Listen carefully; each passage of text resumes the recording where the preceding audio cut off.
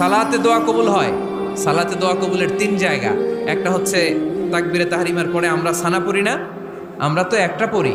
আল্লাহর হাবিব সুন্নাহ এবং নফল নামাজে আরো পড়তেন সানা, ওই দোয়া কবুল হয়। দুই নম্বর জায়গা সালাতে সেজদায় পড়ে দোয়া করলে কবুল হয়। আকরাবু মা ইয়াকুনুল আবদু মির রাব্বিহি ওয়া হুয়া সাজিদ ফাকসিরু ফীহি দুআ। বান্দা যখন সেজদায় লুটিয়ে পড়ে, বান্দা আল্লাহর সবচেয়ে কাছে চলে যায়। তা কিন্তু বিশ্বনবী বলে, সেজদাটা তোমার রবের কুদরতি পায়ের উপরে পড়েছে। সেজদায় পড়ে দোয়া করেন। সালাম ফিরানোর আগে বিশ্বনবী দোয়া করতেন, লা ইউসাল্লিমান্না আহাদুকুম হাত্তা ইয়াতাআওয়াযা মিন আরবাআ।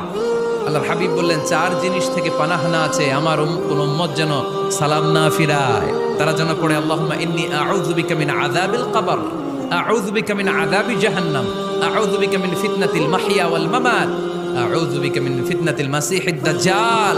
আল্লাহ কবরের আযাব থেকে বাঁচাও, আল্লাহ জাহান্নামের আগুন থেকে বাঁচাও, আল্লাহ জীবন মরণ